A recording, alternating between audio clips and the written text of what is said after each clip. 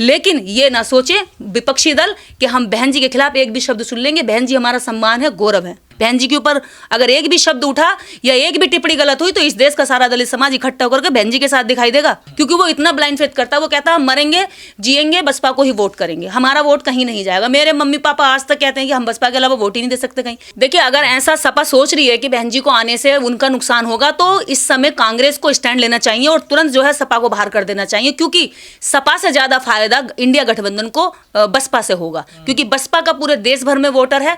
और जब दलित नेता चाहती ही है, दलित चेहरा कांग्रेस को चाहिए ही, तो बहन जी से अच्छा कौन चेहरा होगा? वो खड़गे जी को उधर बना ही रहे हैं अपनी पार्टी के, तो इससे अच्छा है कि वो बहन जी को बनाए, क्योंकि बहन जी के आने से इस देश के अंदर जितना भी टूटा फूटा व्यवहार चल रहा है दलितों में, जो बिखर रहा है, जो मुस्लिम भी इस वजह से यहाँ उत्तर प्रदेश के अंदर सारे मुस्लिम ये कहते हैं कि भी हम इसलिए केवल सपा के साथ है क्योंकि सपा यहाँ उत्तर प्रदेश में बीजेपी को टक्कर देगी। बीजेपी से सुरक्षा लेने के लिए वो लोग उधर सपा के साथ जाते हैं, लेकिन अगर वास्तव में मन से जाने के लिए उनके पास कोई पार्टी है तो वो बसपा के साथ जाना चाहते हैं। तो जितना भी बिखरा हुआ वोटर है, मुस्लिम का, दलित का और जो ओबीसी के समझदार लोग हैं, वो जो बिखरे हुए सारे वोटर हैं, सब एक साथ हो जाएंगे। आज जो 10-11% का वोटर है वो वोट परसेंट तुरंत उछल करके 30% तक आ जाएगा। जो कहते हैं ना बहन जी एक मैग्नेट की तरह काम करेंगे, तो इंडिया गठबंधन के लिए, कांग्रेस के लिए बहन जी से अच्छा चेहरा कोई नहीं है। इसमें ज्यादा सोच विचार करने की जरूरत नहीं है। जितना टाइम आप सोच विचार करके लेंगे इतना आप बिखरेंगे, इतना बीजेपी मजबूत होती जाएगी और आपके अंदर की कमजोरियां ढूंढकर आपके खिलाफ षड्यंत्र रचनी शुरू कर देंगे। लास्ट इंडिया गठबंधन की जो बैठक हुई थी उसमें रामगोपाल यादव जिन्होंने अभी बयान दिया, उन्होंने उस दिन भी कहा था, देखिए सपा को मनुवादी जो सोच है ये छोड़ देनी चाहिए। अगर बहुजन का मतलब है तो बहुजन में ओबीसी भी आता है, एससी भी आता है। बहुजन का मतलब बहुसंख्यक, बहुसंख्या आबादी जो 15% से सताई गई है, तो ये भी सताए हुए हैं, ये भी लुटे पिटे लोग हैं, दलित भी लुटे पिटे लोग हैं, तो इनको इकट्ठे होना चाहिए। जबकि ओबीसी को सबसे पहल करनी चाहिए। इतना वो उसका दलन नहीं हुआ जितना दलन और पीसा गया है दलित को, लेकिन फिर भी उसके अंदर इतनी क्षमता है, वो उतना बौद्धिक स्तर पर सोच सकता है कि कम से कम अगर इन्होंने हमें गांव देहातों में आज भी शोषण करते हैं, इसके बावजूद भी हम लोग इनकी लड़ाई लड़ते हैं। क्यों? क्योंकि हमें लगता है जब तक हम बहुसंख्यक लोग एकजुटता में नहीं आएंगे, भाईचारा नहीं बढ़ेगा, तब तक हम अपने दुश्मन को शनाख्त नहीं दे सकते। तो अब उसको शिकस्त देने के लिए इस देश के अंदर बहुसंख्यक को एकजुट होना पड़ेगा। जो बात मान्यवर कांशीराम साहब ने कही थी कि हम बहुसंख्यक हैं और हम 85% है, हमें एकजुट होना चाहिए, तो उस फॉर्मूले के खिलाफ जाकर के रामगोपाल यादव जी लगातार जो ये बयान दे रहे हैं, इससे पता चलता है कि ये अपनी पार्टी के अंदर दलितों की कितनी इज्जत करते होंगे, ये कितना उन लोगों को सम्मान देते होंगे। अगर वो उनके पास भी बैठते होंगे तो उन मनुवादी ब्राह्मणों से ज्यादा तो इनके अंदर मनुवाद भरा हुआ है। कहते हैं ना, हम इसीलिए कहते हैं कि हम मनुवादी सिस्टम के खिलाफ है। वो मनुवादी सिस्टम ओबीसी में हो सकता है, एससी में हो सकता है और सवर्ण में हो सकता है, किसी भी कास्ट में हो सकता है। तो ये जो सिस्टम है, हम सिस्टम के खिलाफ लड़ रहे हैं। अगर रामगोपाल यादव जी और उनकी पार्टी सिस्टम के खिलाफ लड़ रही है तो फिर उस सिस्टम के खिलाफ लड़ाई लड़ने के लिए मुलायम सिंह यादव जी हमेशा से सीधा टारगेट दुश्मन को करते थे, और टारगेट आप कर रहे हो नीचे दलितों को, दलितों के लीडर को। तो ये तो एकजुटता नहीं होगी भाई, यहाँ से तो एकजुटता टूटेगी। इसी चीज को तो दुश्मन चाहता, वही आप कर रहे हो। बसपा सांसद ने कहा कि हम इंडिया गठबंधन में आने के लिए तैयार हैं, उन्होंने कल ही बयान दिया, लेकिन हमारी कुछ शर्तें हैं। हाँ तो ठीक है ना। देखिए, जब देश की तीसरे नंबर की राष्ट्रीय पार्टी जुड़ेगी, मान लीजिए भी दूसरे नंबर की जो राष्ट्रीय पार्टी बीजेपी वो एक तरफ हो जाएगी। अब दो पार्टियां राष्ट्रीय स्तर की जब जुड़ेंगी तो उनकी कुछ आपस में जब दो टक्कर के लोग बैठते हैं, बराबरी के लोग बैठते हैं, तो शर्तें तो होनी चाहिए। और बहन कुमारी मायावती जी ने आज तक कोई भी समझौता अगर किया तो अपनी शर्तों के साथ किया, ना कि गुलामी के या यूं ही झुक करके किसी भी जगह चली गई। क्योंकि बहन जी का जाना, बहन जी की सहमति के साथ साथ पूरे समाज की सहमति जुड़ेगी, उसमें पूरा समाज उधर जाएगा, तो वो सोच समझ कर डिसीजन लेंगे। अगर हम तो अभी तक ये सोचते थे कि बहन जी गठबंधन नहीं करना चाहती, इससे बीजेपी को फायदा होगा और कहीं ना कहीं हमारा वोट परसेंट बिखरेगा, जो डाउन होता चला आ रहा था। लेकिन सपा के नेताओं का ये बयान सुन करके, और सपा के समस्त नेताओं का बयान नहीं है, मैं मानती हूँ सपा के मुखिया का बयान नहीं है। सपा के मुखिया हमेशा कहते हैं कि बहन जी को हम प्रधानमंत्री के लिए तैयार हैं, हमें मुख्यमंत्री बना लें, हम मुख्यमंत्री उत्तर प्रदेश हमें दे दें और राष्ट्र पर हम उन्हें रखने को तैयार हैं।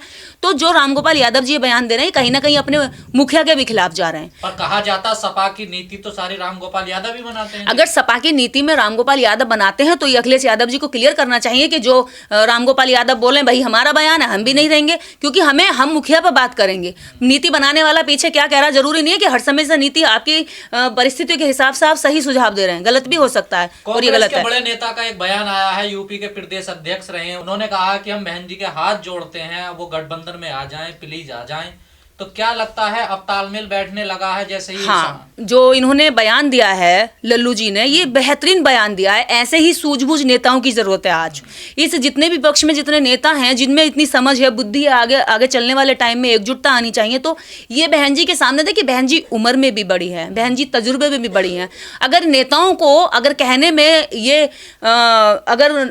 अपनी इज्जत और अपनी ईगो उनकी हर्ट कर रही है कि नहीं कहेंगे, तो इससे कहीं ना कहीं टूट फूट पैदा होगी।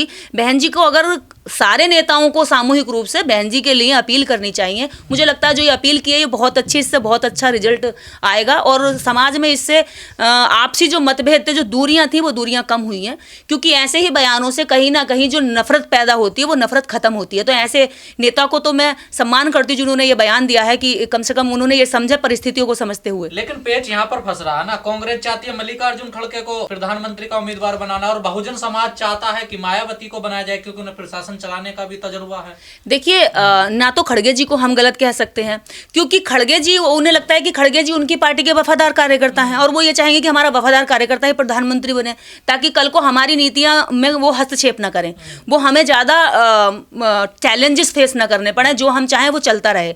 ये कहीं ना कहीं कांग्रेस के अंदर डर है, खतरा है। इस वजह से वो चाहते हैं कि खड़गे जी का चेहरा दलित रूप में हम समाज में, इस देश में हम स्थापित कर दें, ना कि बहन जी का। लेकिन इस समय इन लोगों को अपना स्वार्थ छोड़ करके इस समय इन्हें अपनी पार्टी बचाने की जद्दोजहद करनी चाहिए, क्योंकि पार्टी को अगर बचा सकता है इस समय कोई, तो बहन कुमारी मायावती। अगर इंडिया गठबंधन को कोई मजबूती दे सकता है और बीजेपी को इस समय कोई टक्कर दे सकता है, तो वो बहन जी का चेहरा उनको लाना चाहिए और उनके साथ ही इस देश का जितना बिखरा दलित वोटर है वो इकट्ठा हो जाएगा। क्योंकि ये दलित वोट को ही तो लेना चाहते हैं भाई, दलित वोट को आप लेना चाहते हैं, खड़गे जी के चेहरे पर इतनी तेजी से नहीं जुड़ेगा, ना ही वहां पर विश्वास रखता है। क्योंकि हम क्यों जुड़ेंगे भाई, खड़गे जी में और कांग्रेस में कोई अंतर थोड़ी है भाई। कांग्रेस का कार्यकर्ता कांग्रेस की बात मानेगा, जो इतने लंबे समय से उनके साथ रहा है, मानते हैं, वो वैचारिक व्यक्ति, उनका सम्मान करते हैं।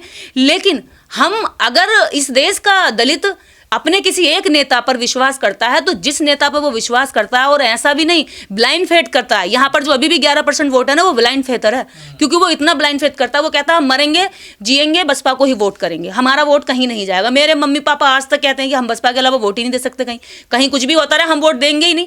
तो ये जो ब्लाइंड फेथ जो चल रहा है, जहाँ बहन जी जाएंगी, जैसे 2019 में हुआ, सपा के साथ गठबंधन हुआ, तो उस समय सीटें आई और लोगों ने एकदम से जाकर के साइकिल पर भी वोट दिया। हमेशा बहन जी को कहा जाता है बीजेपी की बी टीम है, लेकिन बहन जी ने हमेशा जो समर्थन दिया वो कांग्रेस को दिया, चाहे राज्य में हो या केंद्र में। देखिए, ये आरोप तो कोई किसी पर भी लगा सकता है, इन आरोपों से कुछ सिद्ध नहीं होता है। क्योंकि जब हम बड़े लेवल के नेता बनते हैं, तो जितने बड़े लेवल के हम बनते जाते हैं, इतने बड़े लेवल के हमारे विरोध और इतनी तरह की हमारी, ऐसे तो हर नेता पे एक दूसरे ये आरोप लगाने वाले भी बीजेपी की तरफ से चलता है, ताकि उनके नेता बदनाम हो जाएं। क्योंकि क्या होता है ना कि हम लोग ज़्यादा सोचते परखते नहीं है। हमारे लोगों में क्या है, बीजेपी ने जो शगुफा छोड़ दिया वही शगुफा यहाँ से चलने लगता है। अगर बहन जी नहीं जाती हैं गठबंधन में, तो कहीं ना कहीं बीजेपी का फायदा होगा, और इस बात को सोचते हुए भी लोगों ने इस चीज़ का कयास लगाया। लेकिन बहन जी को गठबंधन में आना चाहिए। इस समय हम भी हाथ जोड़कर बहन जी से विनती करते हैं कि गठबंधन में आए, अपनी शर्तों पे आए। हम चाहते हैं हमारे नेता का सम्मान बना रहे, वो सम्मान कहीं नीचे नहीं आना चाहिए, क्योंकि हमारे नेता का सम्मान है तो हमारा सम्मान है। अगर उनका सम्मान नीचे आया तो हमारा भी सम्मान जाएगा। और हम बहन जी की जो नीतियां हैं, जो बसपा की नीतियां हैं, उनके लिए हम हमेशा बोलते रहेंगे, चाहे कभी भी, चाहे सत्ता में रहें या सत्ता से बाहर रहें।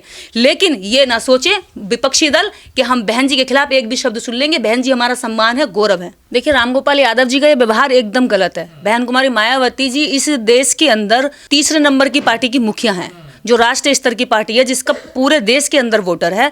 और बहन कुमारी मायावती जी उत्तर प्रदेश के अंदर मुख्यमंत्री रही हैं और रामगोपाल यादव जी मात्र सांसद रहे हैं। तो ऐसी स्थिति में जैसे रामगोपाल यादव जी सांसद हैं, ऐसे सांसद बहन कुमारी मायावती जी के पार्टी में अनेकों रहे हैं।